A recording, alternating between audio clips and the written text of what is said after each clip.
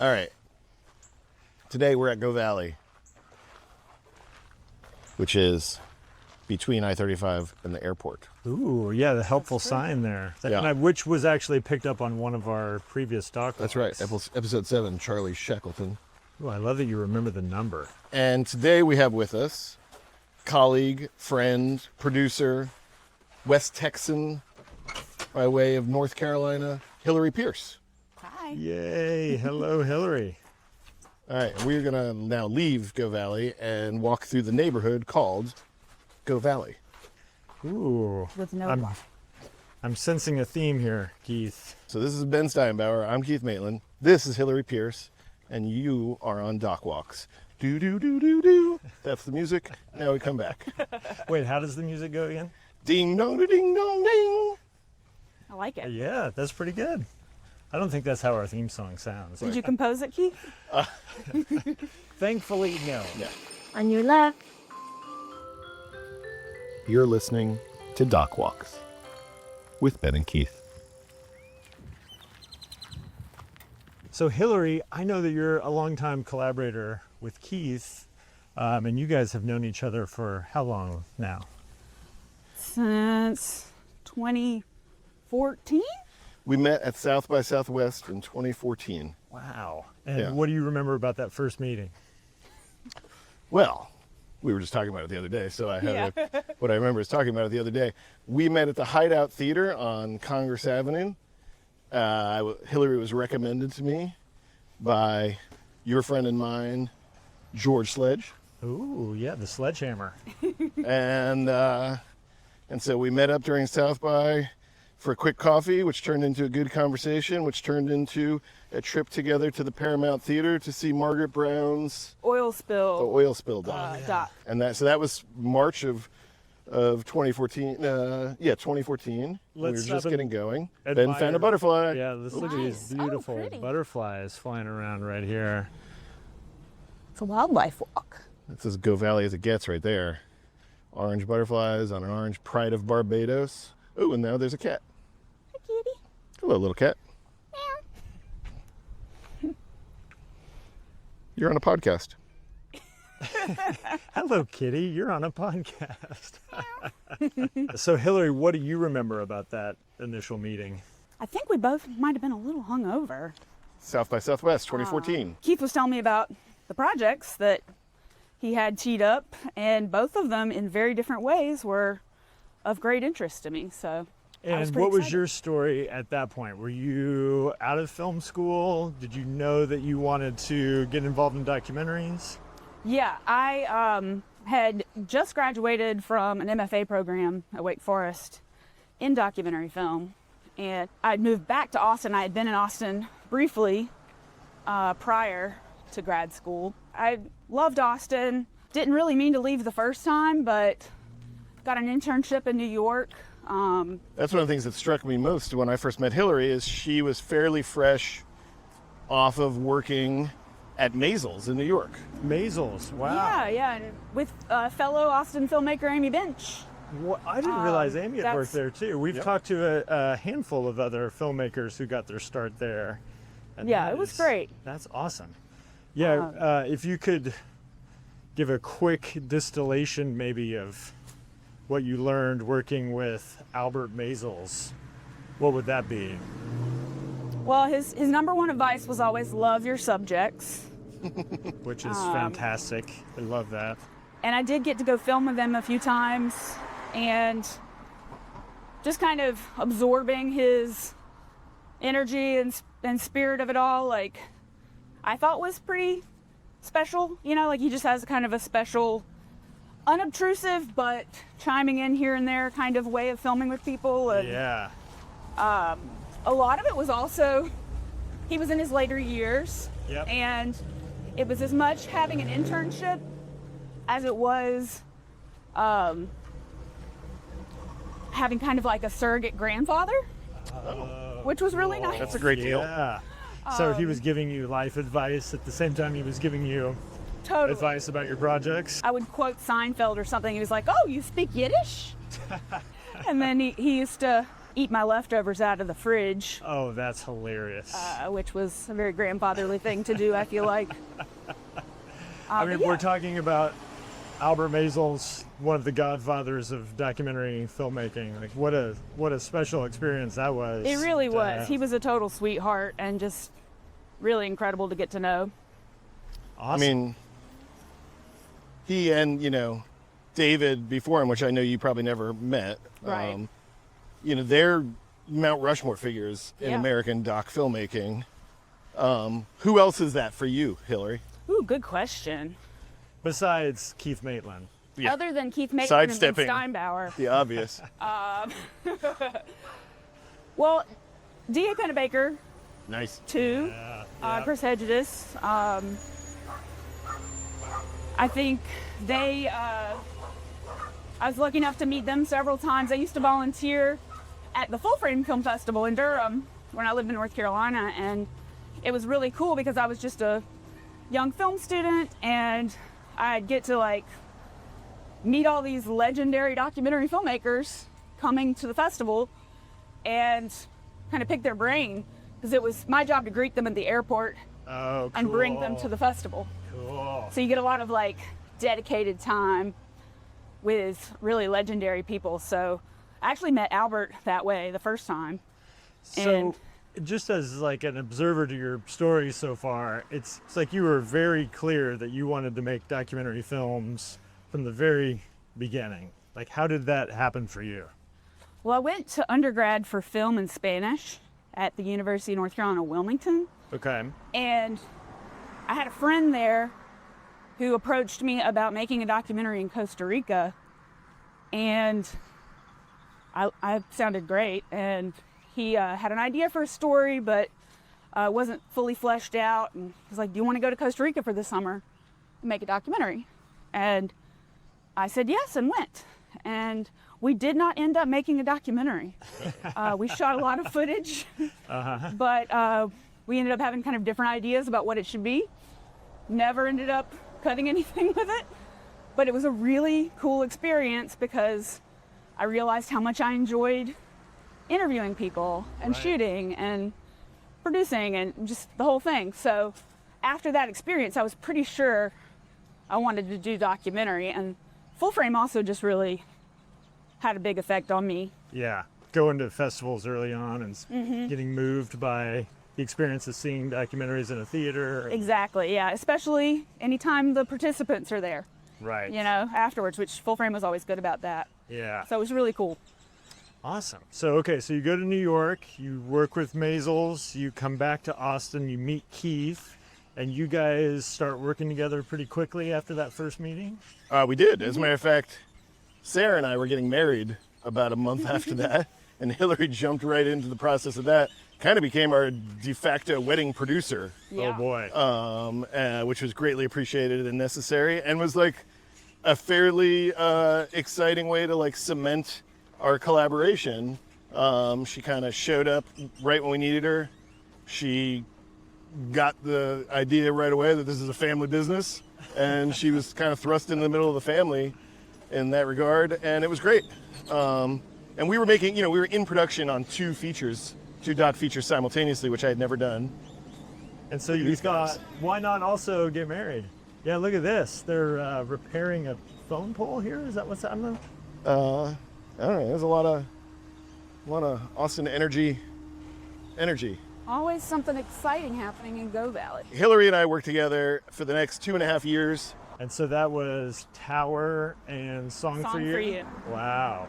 Two very exciting projects. Yeah, and very, very different, but really, I think a good matchup for making at the same time. So say more about that. How so?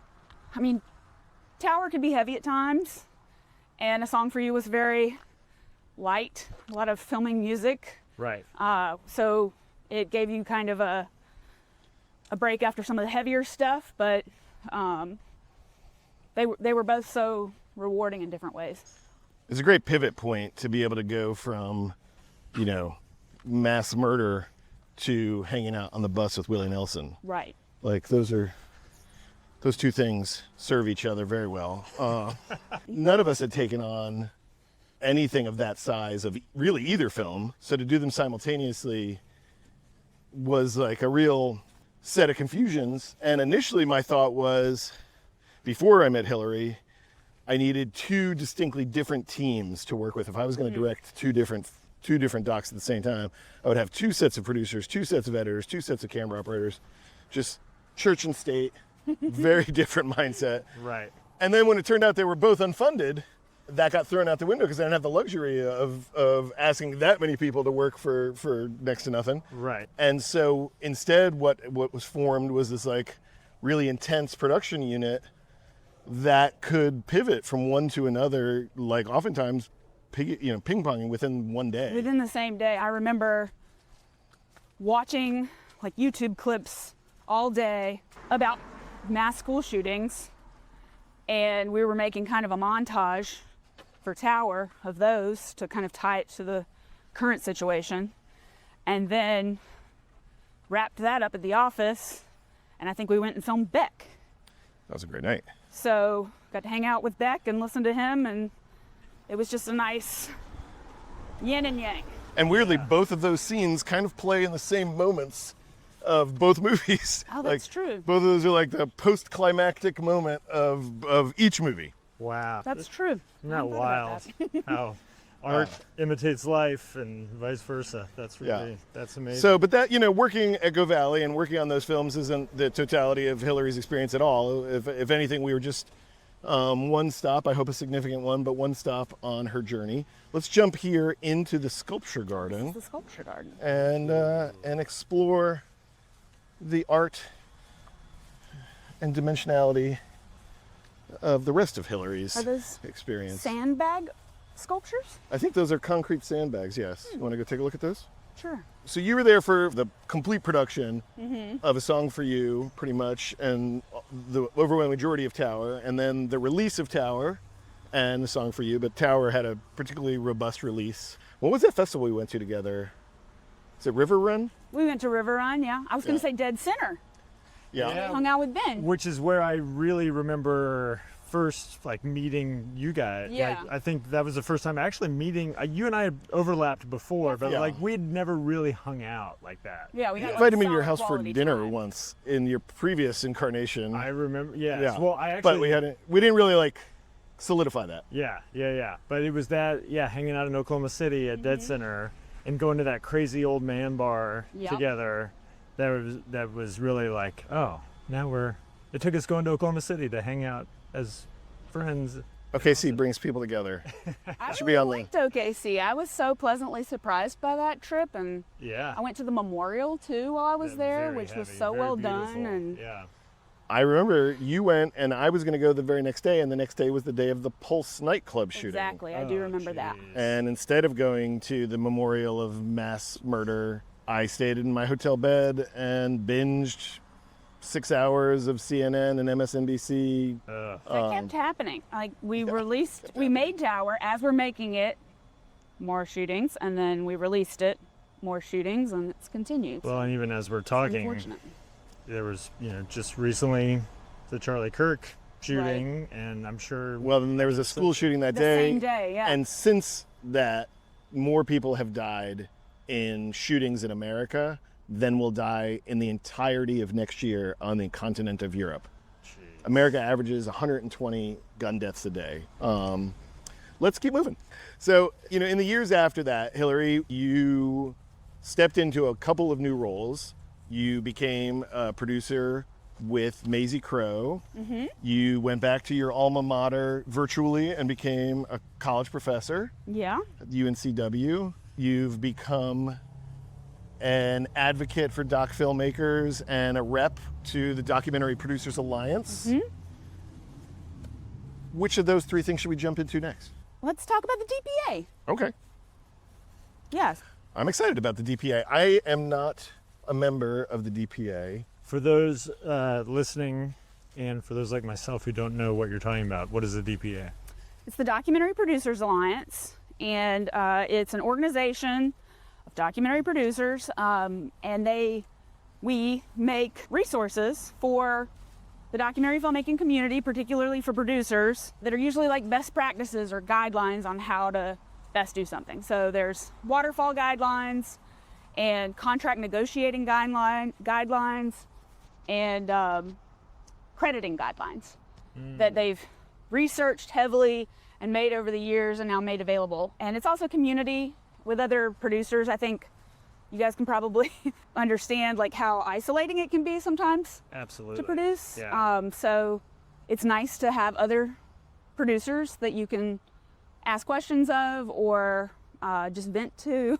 Yeah. But yeah, it's a really great organization. So what's your role in it? Like how do you help coordinate that community? I have kind of a dual role right now. I am the Southwest Regional Co-Chair.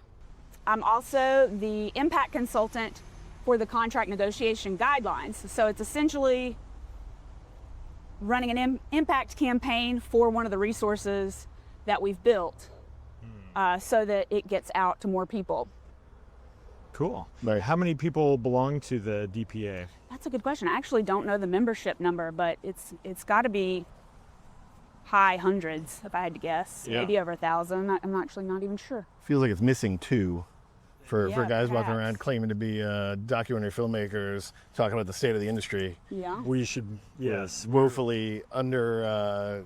utilizing a very important It helps resource. you keep your finger on the pulse, I would say. Well, you Yeah. know what this is reminding me of is our recent guest, Bradley Beasley, when talking about our podcast, was making fun of us saying, you're going to run out of subjects very soon. It's like you guys set out to interview astronauts or something. Like, how many documentary filmmakers are there? And we both said, oh no, you would be surprised. Like, we haven't even scratched the Yeah. surface That's right. of how many filmmakers Quiet down, there old man.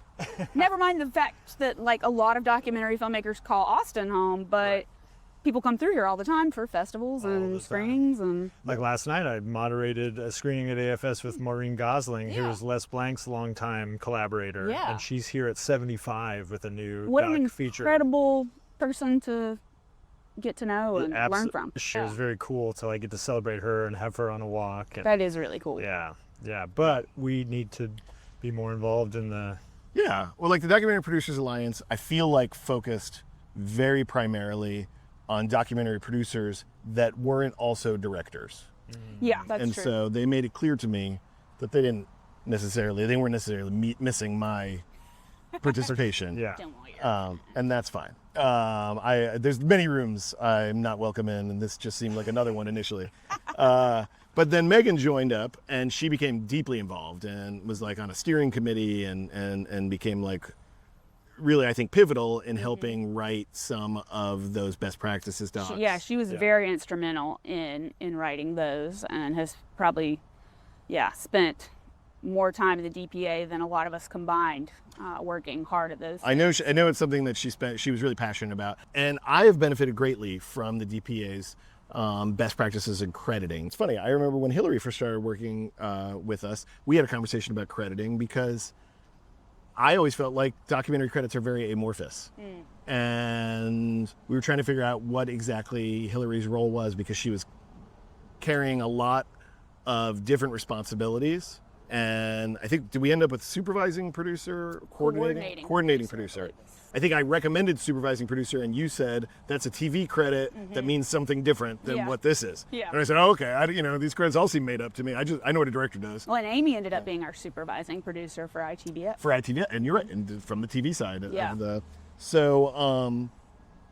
DPA has this best practices in crediting document that is crystal clear on like what the roles are. Right. And it makes hiring and conversations like that so much easier. Right. And it also makes conversations with investors much easier. Because, how often has somebody said, oh, I'd love to be a producer. And you say, well, that's not really what a producer is. A producer isn't the person who wrote the check. That can be an executive producer if you hit these certain benchmarks. Right. And those benchmarks, most of us for years have just been making them up as we go along, project to project, having uncomfortable conversation after uncomfortable conversation. And now, because of the DPA's document, you can have something to point to. And you can say, we follow the guidelines as set forth by the Documentary Producers Alliance. So I've really valued that. And I also think, what's the other one? There's one about There's the waterfall guidelines and the contract negotiation guidelines, which I think both do kind of similar things where it like gives you a standard. It gives filmmakers something to point to when they're talking, having these discussions, and it sort of standardizes it in a way that makes it kind of equitable across the board. Yeah. One of the things that I learned doing contract guidelines was just negotiating those roles, and we all have to be producers even if we're directors, right? In documentary it's sort of required. We wear all the hats usually. Yeah. So I think you can become a better producer by Yeah. engaging with the DPA. Yeah. I like that. Let's do a quick speed round of catching shots of all these sculptures before we get out of here. We're gonna run our circles around. Yeah. So.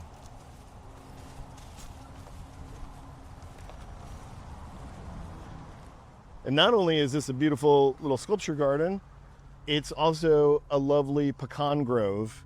And we're getting close to the time of year where the pecans are going to drop just in time for Thanksgiving and pecan pie. Most wonderful time of the year. Is that table a sculpture? Let's take a look. Art is all about creation and sometimes destruction, so That's so true. I think so. I'm not sure that's a sculpture. That might be the name of the episode. I'm not sure that's a sculpture. We have a lot of interesting sculptures in Marfa. Yeah, you do. So, okay, you now live in Marfa. So when did you leave Austin and why did you leave? I left Austin but didn't really intend to permanently leave Austin, and I haven't completely, but I did just get the urge to go out west during COVID. Oh, yeah, sure. I lived in Barton Hills, and when COVID hit, it seemed like everybody in Austin decided to go to Barton Hills to walk around and enjoy the park, and I felt really claustrophobic. And I'd spent a lot of time in West Texas making the River and the Wall, and just kind of always wanted to spend some more time out there. And it seemed like nothing mattered, and I wouldn't see many of my friends anytime soon anyway. Right. So I thought I'd give it a go. So I got a sublet and moved out there and called my friend Maisie Crow and told her I was coming because she was the only person I knew who lived in Marfa full time at the time. And she was like, oh, great, I need a producer. So it was kind of serendipitous. That sounds very serendipitous. So after you and Keith worked together on these two movies and you had this great experience of touring around the world with these films, where do you go next? I met Ben Masters through our mutual friend John Aldrich, who's an editor in town, a producer in town too. Okay. And he was just like, you guys like the same stuff, you should meet. Tell our listeners who Ben Masters is. Okay. Ben is a local Austin filmmaker, grew up in San Angelo and Amarillo, and had a really crazy idea to make a film with his college buddies. He was not a filmmaker at the time, and he made a film called Unbranded, where he traveled on wild Mustangs through public land from Mexico to Canada to explore wild horse issues, basically. He had a lot of success with that film, and kind of realized, I think, the power of filmmaking, documentary filmmaking, to bring attention to issues. And so that was kind of the concept behind The River and the Wall, was let's combine adventure with social issue and kind of maybe invite new people to the conversation. Awesome. Which I think we did. And so you met through this mutual friend, you guys got paired together, he pitched you the idea, and then where do you go from there as a doc producer? Like you meet somebody you want to work with, they've got a cool idea, what's the next step?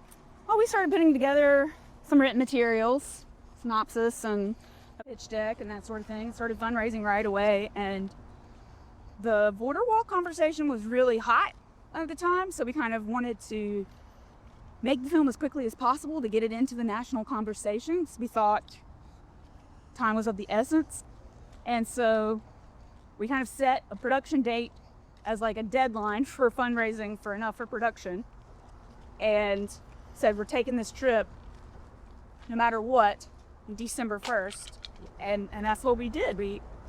The the deadline worked. We raised enough money to do at least that portion of production, and it was a wild ride. Literally. I'm going to interrupt here just to say we've walked behind the Austin Bouldering project through this like industrial landscape of broken glass and broken dreams. Yes. We're going to take it a step further and go here on this like weird path under Airport Boulevard to the right, which is then going to hook up with the actual path. But this is one of my like various like places to get poison ivy. Tom Sawyer, Huck Finn, kind of like off the beaten path, Yeah. sort of like adventure walk spots. Okay. I'm going to let you lead. It feels a little stabby. Yeah, oh yeah, it's very stabby. There's also good street art on these panels back here. So HP, when you were making River in the Wall, you know, you started out, you had to fundraise, which we all do, but Ben's work and the work you guys did together is a little different than really anyone else I know's work, in that, look at this, I love this spot. Somebody's little art gallery that they've posted here. Oh, that's cool. Some more over there.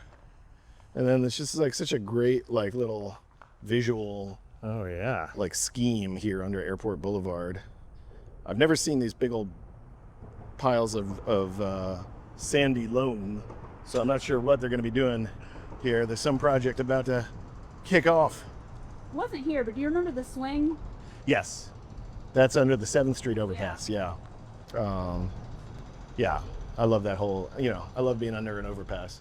Okay, what I was getting at is the work that you've done with Ben requires fundraising, like all our work requires fundraising, but he has tapped into different sources for funding, and I think that's so interesting. Is that something you could share? Kind of like that plan? Texas is a really interesting place. I think a lot of people think environmentalism, liberalism, politics, you know, on the left, Caring about the earth and the wildlife. But in Texas, some of our best conservationists are both in here. Yeah. Not always, but it's actually, I think, a real kind of unique to Texas thing that people on both sides of the aisle care about conservation and the environment. And so we were able to kind of tap into some family foundations and some donors that wanted that to be known. You know, they wanted the rest of the country to know we might be Republican, but we don't want a border wall Right. in our state. You know what I mean? Get on our ring. I mean, if some aren't all open to that slavery police, but there's just some really great folks that, you know, want to have something different to say. And Watch this bike rider here. Yep. So this is the trail that meets up with the Walnut Creek Trail. gotcha. No more boondoggling. Boondocking? Boondoggling's right. Okay. Yep. So, okay, so you're tapping into these family foundations, you're tapping into people on both sides of a political issue, and that film engages with politics, The River and the Wall. If you haven't seen it, it's a film that travels the distance of the Texas border, exploring the building of the wall, the communities that are impacted by it, and it's a group of, like you said, kind of adventurers. And they travel by horse, canoe, and mountain bike. Yeah. Wow. And they kind of, Close to they cover the entire terrain from all these different kind of perspectives, and they share what they're seeing. It's a little bit like what we're doing right now. Oh, very similar. There's practically no difference. The bike path and the fence. Whew. You're making the sequel right now. Ben's been doing direct distribution, which is the term I like to use. A lot of people call DIY distribution, Yeah. but it has become increasingly more necessary Yes. in documentary, and Well, and more possible too, right? more possible, and in some ways makes it easier to reach the audiences that you want to reach. Which has been really great. I mean, So what did you learn working with Ben on that film? And what do you feel like you brought to it that, you know, they benefited from you? Because I've always benefited from working with you, and I want to make it clear, like, you're a powerful force when you join any team. well, I learned so much from Keith and Megan on Tower that I kind of was able to bring kind of the full, like all the way through festivals and distribution side of things to the table, which was helpful. I learned that you really, if you do want to reach new audiences, it's good to be intentional about that and find creative ways to do so. I just really loved kind of the adventure meets social issue combo in that film. Yeah. And it was really rewarding to show it in communities that maybe didn't have an opinion about the border wall, or maybe were super pro border wall, and then after the film they learned more about that issue and maybe had different feelings about it. Right. Had a lot of anecdotal, wow, I never thought about the wildlife, or Right. I never thought about how you might lose some of your private land that you own, which is Right. a big issue for Texans. Sure. Yeah. Get off my land. Nobody here wants to be told what to do. I don't like it. Keith included. I brought a lot of spreadsheets into the mix. I think I said one time on a Q&A that these spreadsheets weren't sexy, but they were necessary, Yes. and I stand Is by it- that. is Big it- spreadsheet fan? Isn't that the truth? Yeah. Thank goodness that you love doing that and are so good at that, because that is oftentimes what creative vision needs, is somebody who can come in and provide the structure. An organizing factor Yeah. is something that, and it's honestly, so Hill, like a lot of this podcast in our mind is really aimed at engaging with emerging filmmakers. And I feel like so many of the roles that you played with us, and I know, since then you've gone on to expand your repertoire and do a lot more as a capital P producer on projects as well. But so many of the roles you played with us are things that when I was getting started, I didn't realize another person could join the team and do. Yeah. And because of that, they mostly went undone. And so, like, with that audience in mind, like, and because we're talking about spreadsheets, like, what is some like organizational bullet points that you could offer? I think one of the most common misconceptions about documentary is that you just shoot willy-nilly and then find the story in the edit suite. That can be true in some ways, but you should really start out with a strong plan. It's good to have plans so that you can change them and adapt. But I think starting from a place of planning is very important. Yeah. So, the River and the Wall could have been a really disorganized trip with a lot of moving parts, but I felt like to effectively capture it and tell the story we wanted to tell, we needed to know where they were going to be, when they were going to be there. For really practical reasons, we had to get permissions to camp on people's private property, story beats, meeting people along the way. That was a big part of that, was kind of, there's so many lizards. I know there are so many. It really is. I haven't seen this many in one walk before. There's dark. But yeah, I think that's one of the biggest things I would say to anybody who's trying to make their first feature or something, is have a plan and just be prepared to deviate from it. Well, and that River and the Wall is such a unique situation. I've never been in a situation exactly like that, where it's a linear story with like a beginning and an end physically. But then, like you're saying, like to hit story beats that kind of roll out for the audience at 12 minutes, 25 minutes, 45 minutes, and the flow of storytelling that we've all come to expect or rely on. Right. All my work has been non-linear in that way. As a producer, how are you working with the director to hit those points in the plan making? One interesting dynamic about River and the Wall was that Ben was actually in the movie. Right. So he was in front of the camera, but he's also trying to direct. And sometimes that be at odds with one another. So I did kind of a lot of field producing and keeping everybody on the same page about where the story could be headed, and making sure we captured things that would effectively fill it out, because it was kind of a one and done, right? We weren't gonna do this trip again. It was a one long trip, and we had to get everything that we needed, for the most part, on that trip. So after River and the Wall is a huge success, what's next?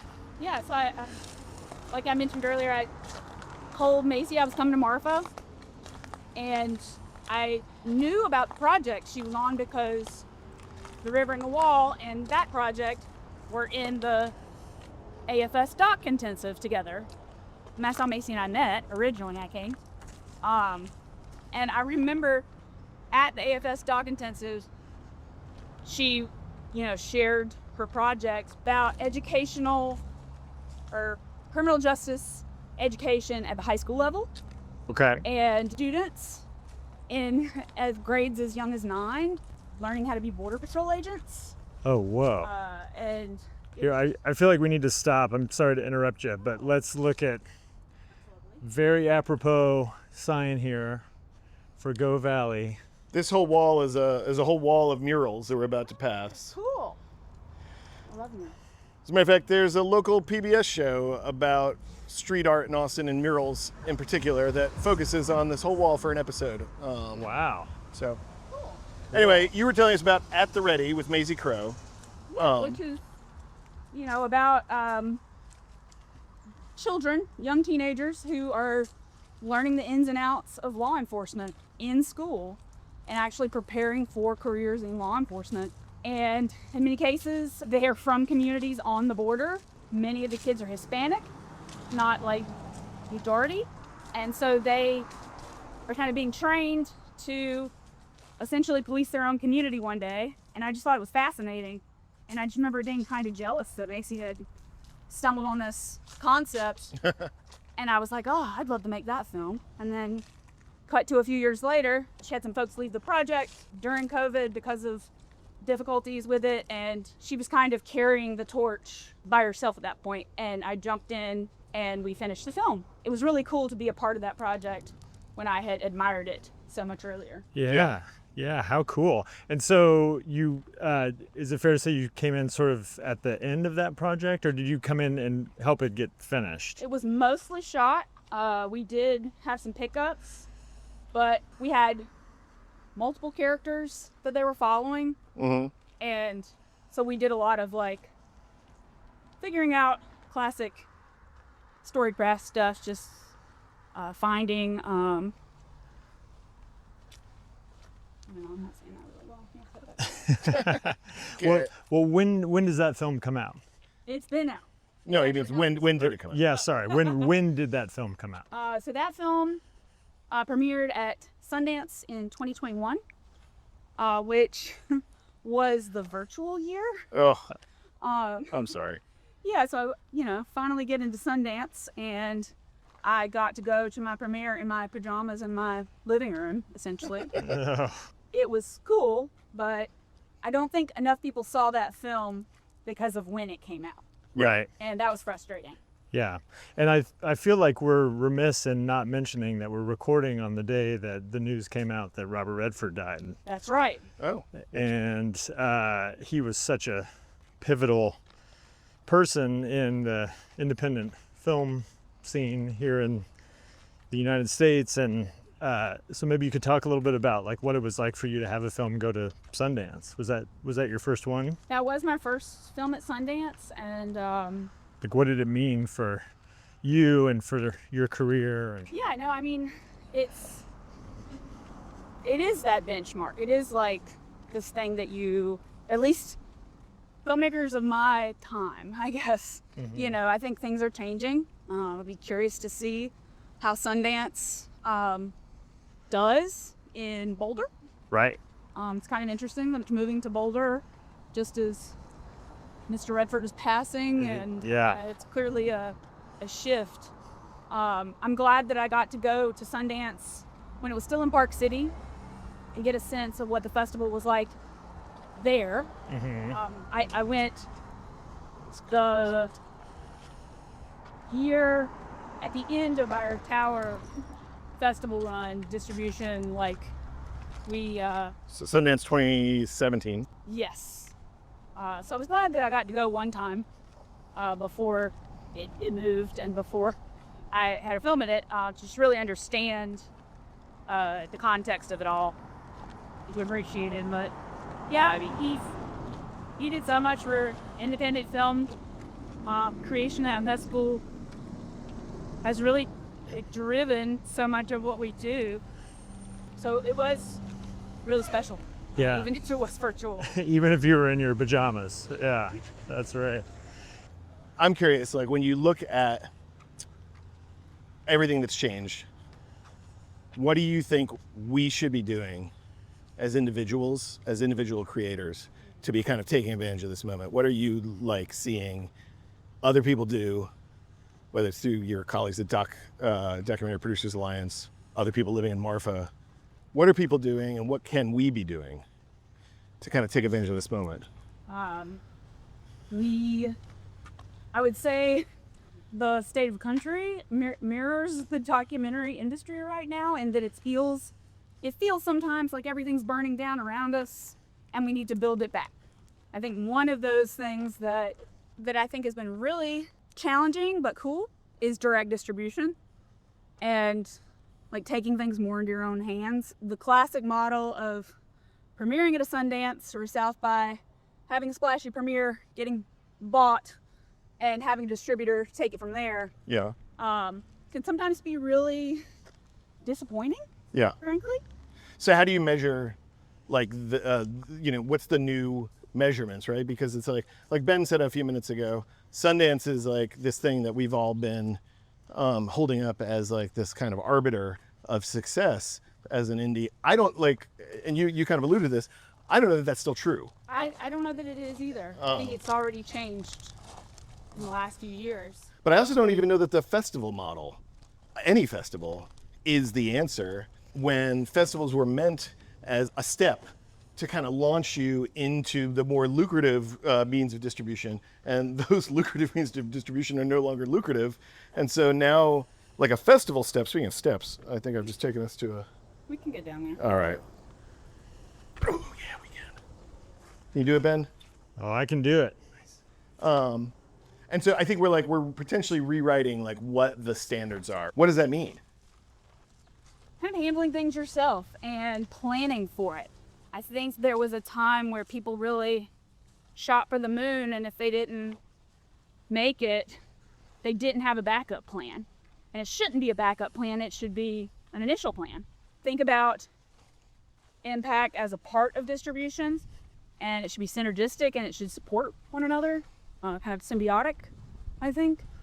But you get to have a say in who sees your film instead of just kind of blindly, giving it over to somebody who doesn't know the film as well as you do.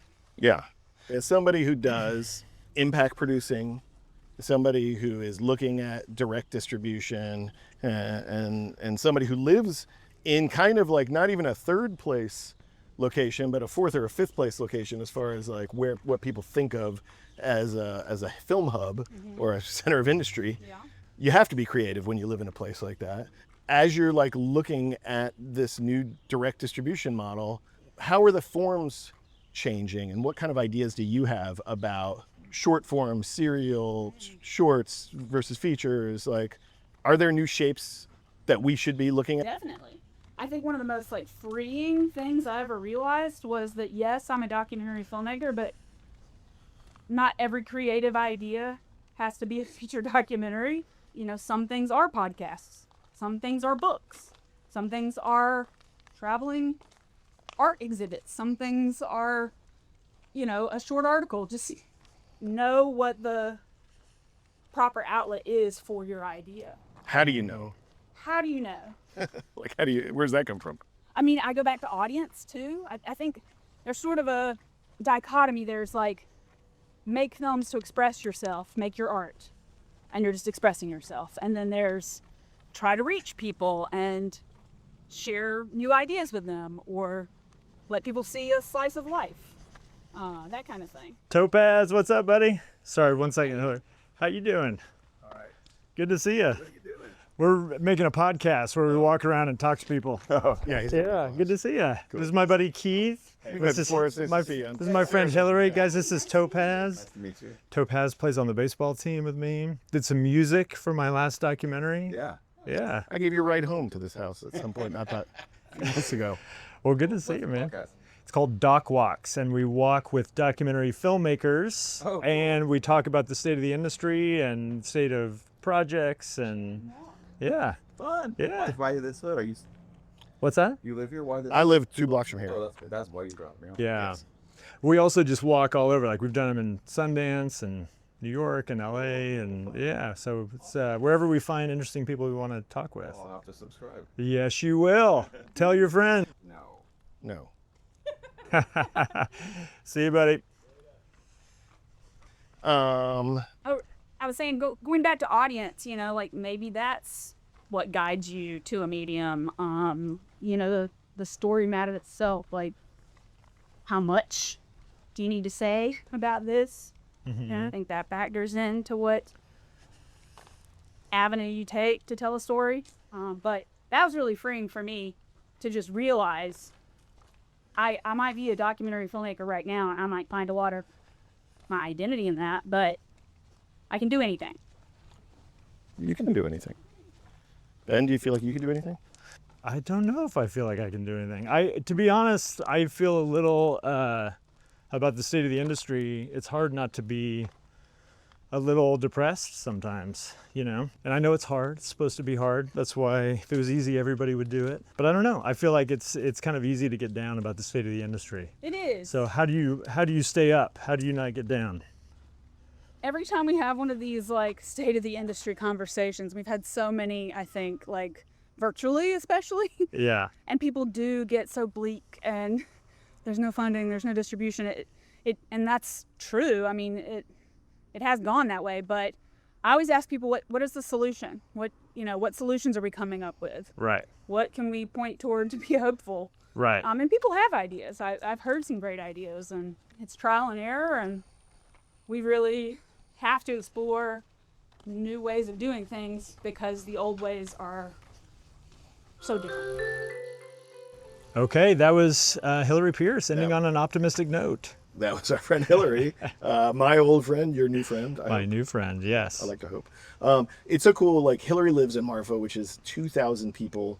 It's a one stoplight town in far west Texas. With a national reputation as an artist's mecca. So Yeah. people from all over the world come there to be inspired and to see great works of art and to go make art. And yeah, it's a cool place that she gets to live in. It's very cool. We should take the podcast to Marfa one of these days. Ooh, yes. But for now, I'm glad she was here in Austin with us. I love going through that sculpture park, and I love taking you guys on a tour of this little neighborhood. And didn't we talk about that's not sculpture, or I'm not sure that that's a work of art, or Is that table a sculpture? is that I don't know. We'll figure it out. We look forward to finding out. Yeah.